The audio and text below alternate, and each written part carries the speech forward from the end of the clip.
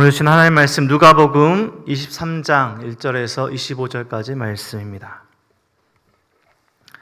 누가복음 23장 1절에서 25절까지 말씀 우리 한 절씩 교독해서 읽겠습니다.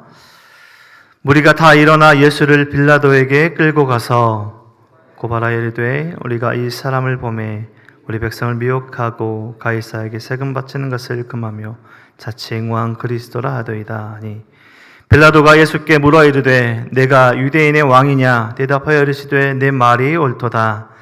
빌라도가 대제사장들과 무리에게 이르되 내가 보니 이 사람에게 죄가 없도다 하니 무리가 더욱 강하게 말하되 그가 온 유대에서 가르치고 갈릴리에서부터 시작하여 여기까지 와서 백성을 소동하게 하나이다. 빌라도가 듣고 그가 갈릴리 사람이냐 물어 헤롯의 가나나에 속한 줄 알고 헤롯에게 보내니 그때 헤롯이 예루살렘에 있더라. 그래서 매우 기뻐하니 이는 그의 소문을 들었고 오자 한 지 오래였고 또한 무엇이나 이적 행하심을 볼까 바랐던 연고로라. 여러 말로 물으나 아무 말도 대답하지 아니하시니 대제사장들과 서기관들이 서서 힘써 고발하더라. 헤롯이 그 군인들과 함께 예수를 업신여기며 희롱하고 빛난 옷을 입혀 빌라도에게 도로 보내니 헤롯과 빌라도가 전에는 원수였으나 당일에 서로가 친구가 되니라. 빌라도가 대제사장들과 가르들과 백성을 불러 모으고 이르되 너희가 이 사람을 백성을 미혹하는 자라 하여 내게 끌고 왔도다. 보라 내가 너희 앞에서 신문하였으되 너희가 고발하는 일에 대하여 이 사람에게서 죄를 잡지 못하여 헤롯이 또한 그렇게 하여 그를 우리에게 도로 보내었노라. 보라 그가 행한 일에는 죽일 일이 없느니라. 그러므로 때려서 우리가 일제히 소리 질러 이르되 이 사람을 없이 하고 바라바를 우리에게 놓아주소서 하니 바라바는 성중에서 일어난 밀란과 살인으로 말미암아 옥에 갇힌 자라. 빌라도는 예수를 놓고자 하여 다시 그들에게 말하되 그는 소리 질러 이르되 그를 십자가에 못 박게 하소서 십자가에 못 박게 하소서 하는지라. 빌라도가 세 번째 말하되 이 사람이 무슨 악한 일을 하였느냐 나는 그에게서 죽일 죄를 찾지 못하였나니 때려서 놓으리라 하니 그들이 큰 소리로 재촉하여 십자가에 못 박기를 구하니 그들의 소리가 이긴지라. 이에 빌라도가 그들이 구하는 대로 하기를 언도하고 그들이 요구하는 자 곧 밀란과 살인으로 말미암아 옥에 갇힌 자를 놓아주고 예수 넘겨주어 그들의 뜻대로 하게 하니라.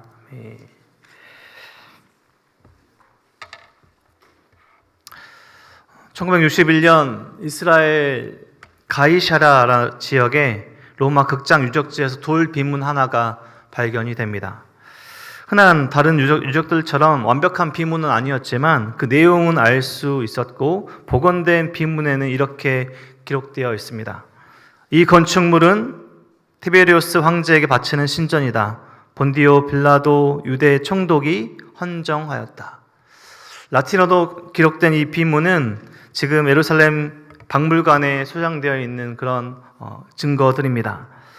티베리우스 황제를 기리기 위해 본디오 빌라도가 이 건축물을 헌정했다는 이 비문은 신약성경 외에 빌라도의 실존을 증명하는 고고학적 자료이자 또 예수님의 그 순환과 역사성을 지지하는 증거로 잘 인용되는 그러한 증거들입니다. 예수님의 죽으심과 부활에 대한 믿음의 그런 관련해서는 우리의 믿음에는 별로 큰 영향이 없겠지만 이런 빌라도라는 인물의 역사적 인물의 기록들과 증거들은 예수님의 이 고난의 길, 그 순환의 길, 그 모든 것의 실제 로마 제국이라는 이 제국 시대의 가장 큰 형벌과 참혹한 벌을 받으신 예수님의 오늘 본문의 재판 상황을 더 잘 이해하는 데 도움되는 증거들이기도 합니다. 빌라도가 오늘 등장합니다. 오늘 누가복음 본문의 주요 인물이죠. 매주일 전 세계의 성도들에게 사도신경을 통해서 언급되고 있는 그의 이름이 언급되는 인물입니다.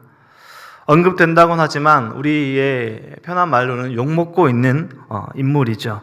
본디오 빌라도에게 고난을 받으사 십자가에 못 박혀 죽으셨다.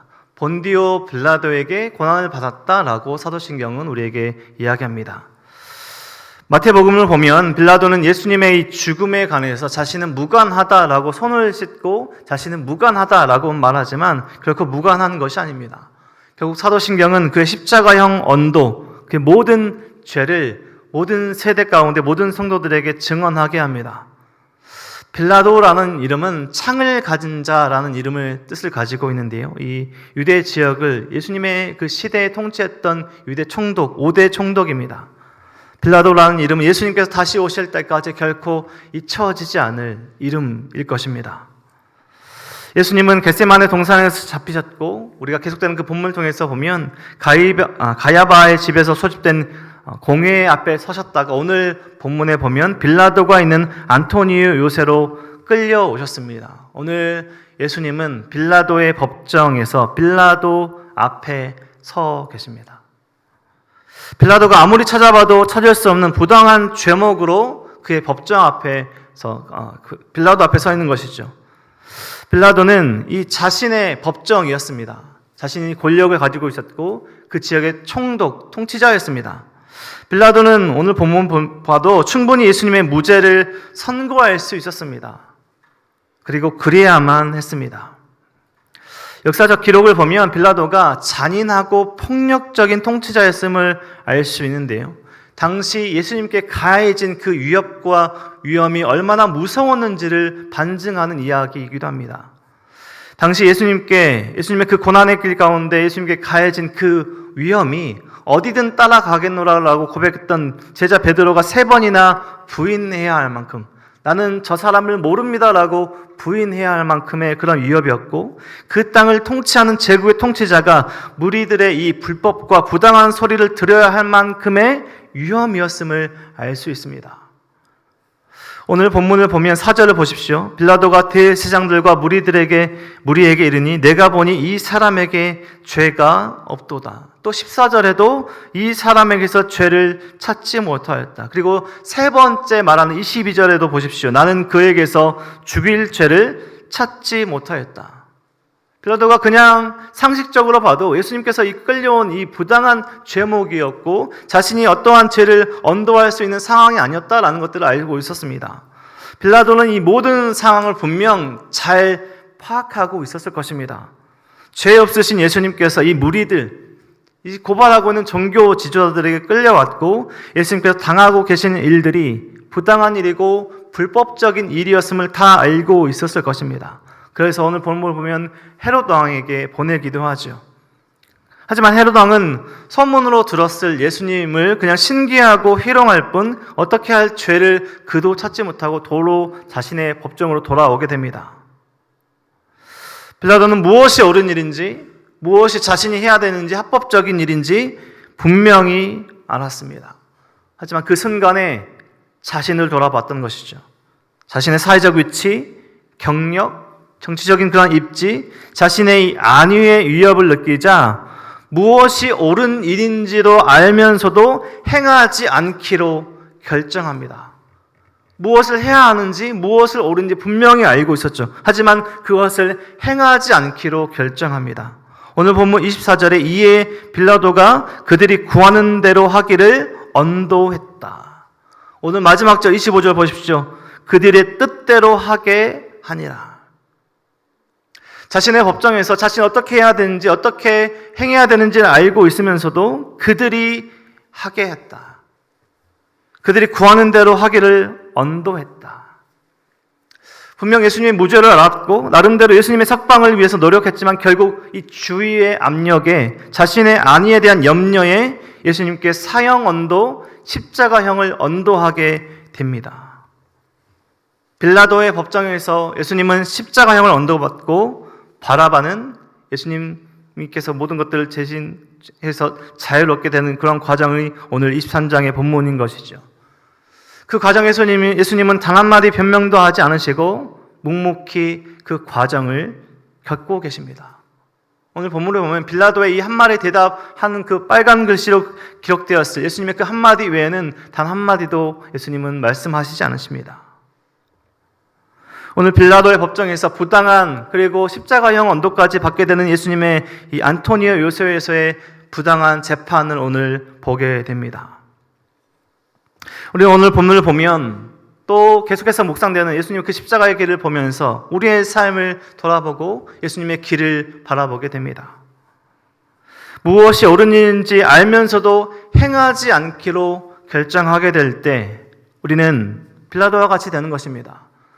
어떻게 해야 될지, 또 무엇을 해야 될지, 무엇이 합법적인 일이고 무엇이 옳은 일인지도 알면서도 그것을 행하지 않기로 결정할 때 그것이 오늘 본문에서 보면 빌라도와 같은 모습이 된다라는 것입니다. 그 옳은 결정으로 인해, 그 선한 결정으로 인해서 사회적인 배척, 경력의 단절, 공개적 조롱, 이러한 결과를 낳을 수 있다는 그 염려 때문에 우리는 무엇이 옳은 일인지 무엇이 바른 길인지 알고 있지만 행하지 않기로 할 때 빌라도 같은 모습으로 살아간다는 것이죠. 하나님을 기쁘시게 하는 삶이 무엇일까요? 예수님의 그 십자가의 길은 어떤 길이었을까요?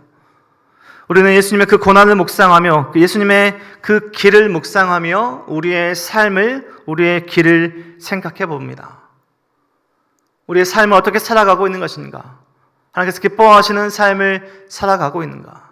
무엇이 옳은 일인지, 무엇이 선한 일인지, 무엇이 하나님께서 기뻐하시는지 알지만 행하지 않는 우리의 삶은 있지 않은가?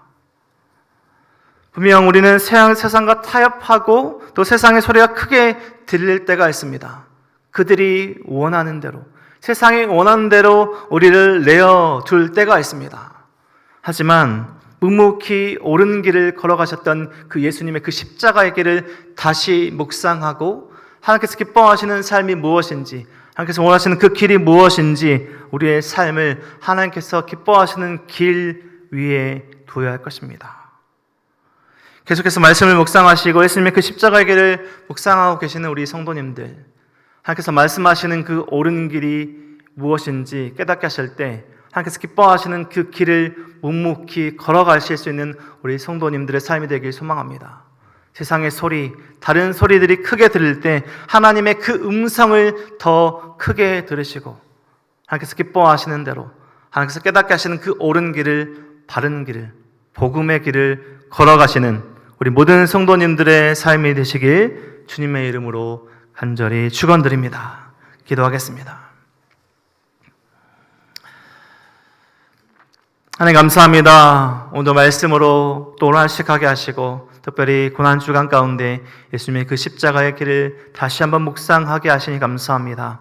예수님의 그 죽음과 그 십자가의 모든 길, 그리고 부활은 우리가 이 고난주간에만, 이 또 부활주간에만 묵상하는 것이 아니라 우리 평생의 삶에 매일매일 묵상되어야 되는 줄 믿습니다. 우리 삶 가운데 하나님께서 기뻐하시는 삶을 살아갈 수 있도록 도와주시고 하나님께서 말씀하시는 그 옳은 길을 걸어가실 수 있는 용기와 지혜를 허락하여 주시옵소서. 묵묵히 자신의 사명과 십자가의 길을 걸어가셨던 예수님의 그 십자가의 길을 묵상하며 우리의 삶의 모든 길을 하나님께서 기뻐하시는 그 길 위에 두는 우리의 삶이 될 수 있도록 인도하여 주시옵소서. 무엇이 옳은지, 무엇이 하나님께서 기뻐하시는 그런 삶인지 깨닫게 하셨을 때 그 삶을, 그 선택을 우리가 하며 살아갈 수 있도록 도와주시고 그 모든 상황 가운데 우리를 지키시고 보호하시는 하나님을 더욱더 의지하는 우리의 삶이 될 수 있도록 하나님 축복하여 주시옵소서. 감사드리며 예수 그리스도 이름으로 기도드립니다.